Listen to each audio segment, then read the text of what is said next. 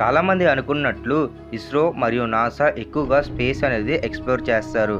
కానీ మన భారతదేశంలో ఉన్న ఇస్రో మటుకు 200,000 కోట్లకు పైగా డబ్బు అనేది సంపాదించింది. ఏంటి ఆశ్చర్యపోయారా? యాక్చువల్గా ఇస్రో అనేది స్పేస్ రీసెర్చ్ ఆర్గనైజేషన్. అలాంటిది ఇన్ని కోట్ల డబ్బు అనేది ఇస్రో ఎలా సంపాదించింది అనేది ఈరోజు వీడియోలో మనం తెలుసుకుందాం. ఛానల్ని ఫస్ట్ టైం చూసినట్లయితే ఈ వీడియోకి ఒక లైక్ చేయండి, ఛానల్ సబ్స్క్రైబ్ చేసుకొని పక్కన ఉన్న బెల్ ఐకాన్ని ఆన్ చేయండి. నాసా, ఇస్రో ఈ రెండు ఇంటర్నేషనల్ స్పేస్ ఆర్గనైజేషన్స్. నాసా వచ్చేసి అమెరికా ఫండింగ్ అనేది చేస్తుంది. ముఖ్యంగా అమెరికా వెల్ నోన్ కంట్రీ మరియు అమెరికా దగ్గర ఎక్కువ శాతంలో ఫండ్స్ అనేవి ఉంటాయి. కాబట్టి నాసాకి ఎలాంటి ప్రాబ్లం లేదు. ఎలాంటి ఆపరేషన్ కన్నా సరే కూడా నాసా డబ్బు ఇస్తుంది.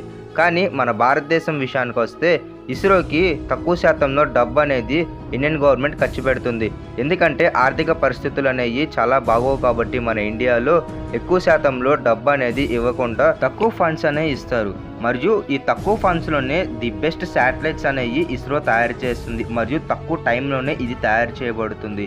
అయితే ఇస్రోకి వేరే దేశాల నుంచి కోట్లల్లో ఆదాయం అనేది వస్తుంది.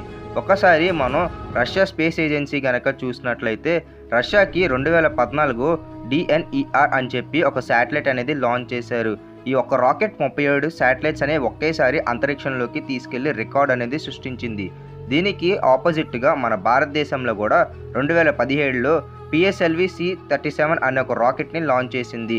ఇది ఏకంగా 104 శాటిలైట్స్ అనేవి ఒకేసారి తీసుకెళ్లి స్పేస్ ఆర్బిట్లో పెడతామైతే జరిగింది. ఇస్రోకి ప్రతి ప్రాజెక్ట్ అనేది చాలా తక్కువ బడ్జెట్ అనేది ఇస్తారు. ఆ బడ్జెట్లోనే ఆ ప్రాజెక్ట్ అనేది కంప్లీట్ చేయాలి.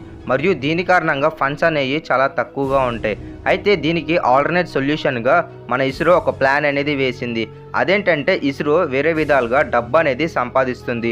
అది ఎలా అంటే యాంట్రిక్స్ అనే ఒక కంపెనీతో ఇస్రో వ్యాపారం అనేది చేస్తుంది. మరియు ఈ వ్యాపారం కారణంగానే ఇస్రోకి బిలియన్స్లో డబ్బు అనేది చేకూరుతుంది. ముఖ్యంగా ఇస్రో 3 వ్యాపారాలు అనేది చేస్తుంది. మొదటిది సేల్ ఆఫ్ శాటిలైట్, ఇంకా రెండోది శాటిలైట్ లాంచింగ్, మూడోది లీజ్ ఆఫ్ ట్రాన్స్పోండర్స్. వీటిని వాడుకొని ఇస్రో బిలియన్స్లో మనీ అనేది ఎర్న్ చేయటం అయితే జరుగుతుంది. ముందుగా శాటిలైట్ అమ్మకాల గురించి చూద్దాం. శాటిలైట్ అమ్మకాలు అంటే ఇక్కడ శాటిలైట్ దగ్గర ఉన్న డేటా అనేది అమ్ముతారన్నమాట.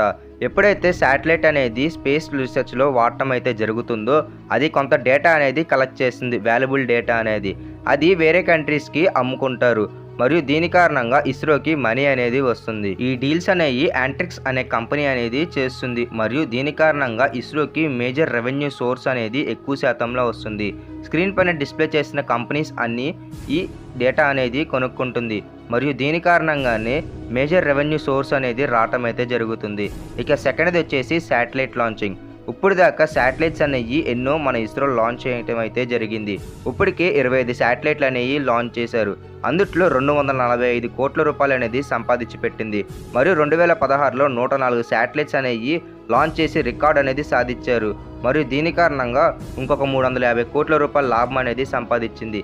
ఇలాగా శాటిలైట్స్ అనేవి లాంచ్ చేయటం వల్ల కూడా వేరే దేశాల నుంచి డబ్బు అనేది వస్తుంది. చాలా దేశాలు శాటిలైట్ లాంచ్ చేసుకోవాలంటే వాళ్ళ దగ్గర స్పేస్ ఏజెన్సీ అనేది ఉండదు. కాబట్టి వాళ్ళందరూ ఇస్రోని కాంటాక్ట్ అవుతారు. దీని కారణంగా ఇస్రోకి మనీ అనేది ఇస్తారు. ఇలాగా స్పేస్ రీసెర్చ్ ఆర్గనైజేషన్ డెవలప్మెంట్లో ఇస్రో ఈ డబ్బు అనేది యూజ్ చేయడం అయితే జరుగుతుంది. ఇలాగా ఇస్రో దానంతటికి అదే రిసోర్స్ అనేది క్రియేట్ చేసుకుంటుంది. ఇక లాస్ట్ వచ్చేసి లీజింగ్ ద ట్రాన్స్పోండర్స్. అంటే ఇక్కడ మన దగ్గర 2 రకాల శాటిలైట్స్ అనేవి ప్రధానంగా వాడటం అయితే జరుగుతుంది. ఒకటి వచ్చేసి ఐశాట్, ఇంకోటి వచ్చేసి జీశాట్. ఈ 2 లీజింగ్ అనేది ఇస్తారు. ఈ లీజ్కి ఇవ్వటం వల్ల ఏంటంటే ఐశాట్ వచ్చేసి ఏమన్నా ఎడిషనల్ ఆపరేషన్స్ ఏమన్నా ఉన్నట్లయితే అది మానిటర్ చేయడానికి ఇస్తారు. ఇక జీశాట్ వచ్చేసి కమ్యూనికేషన్ కోసం ఇస్తారు. ముఖ్యంగా మనం చూసే టీవీస్ మరియు శాటిలైట్ కమ్యూనికేషన్, వెదర్ రిపోర్టింగ్, ఒకవేళ రెస్క్యూ ఆపరేషన్ ఇలాంటివి ఏమైనా చేయాలనుకుంటే ఈ జీశాట్ శాటిలైట్ కమ్యూనికేషన్ అనేది వాడి చేయటం అయితే జరుగుతుంది. న్యూస్ ఛానల్స్ లైవ్ బ్రాడ్కాస్టింగ్ చేయాలంటే వాళ్ళకి శాటిలైట్ అనేది ఎంతగానో ముఖ్యం. దీనికోసం వాళ్ళు సొంతగా శాటిలైట్లు అనేవి లాంచ్ చేసుకోలేరు కాబట్టి ఇస్రోకి కొంత డబ్బు అనేది ఇచ్చి కొన్ని శాటిలైట్స్ కొన్ని సంవత్సరాలకి లీజుగా రాయించుకుంటారు మరియు దీనికి కావాల్సిన మెయింటెనెన్స్ మొత్తం ఇస్రోనే చూసుకుంటుంది.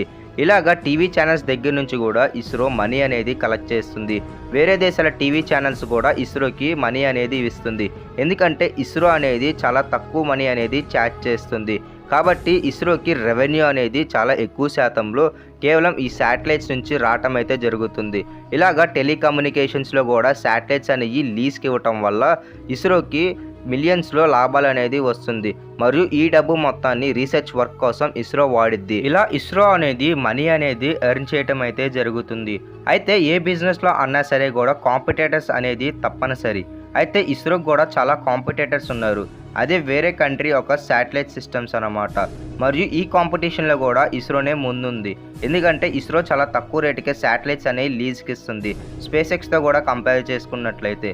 మరియు దీని కారణంగా ఇస్రోనే ముందుంది. ఇస్రోకి వచ్చే రెవెన్యూ ద్వారంగా మన భారతదేశానికి కూడా డెవలప్మెంట్ అయితే జరుగుతుంది. మరియు మన భారతదేశం రెవెన్యూ కూడా పెరగటం అయితే జరుగుతుంది. మరియు మన ఇస్రో వల్ల రెవెన్యూయే కాకుండా స్పేస్ రీసెర్చ్ ఆర్గనైజేషన్లు కూడా అన్ని దేశాలతో పోటీ పడే స్థాయికి మనం ఎదిగాం.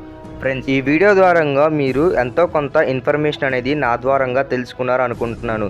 వీడియో నచ్చితే లైక్ చేయండి, ఛానల్ సబ్స్క్రైబ్ చేసుకుని పక్కన ఉన్న బెల్ ఐకాన్ ఆన్ చేసి మీ ఫ్రెండ్స్ అండ్ ఫ్యామిలీ మెంబర్స్కి ఈ వీడియో అనేది షేర్ చేయండి. చివరిదాకా చూసినందుకు మీ అందరికీ చాలా థ్యాంక్స్.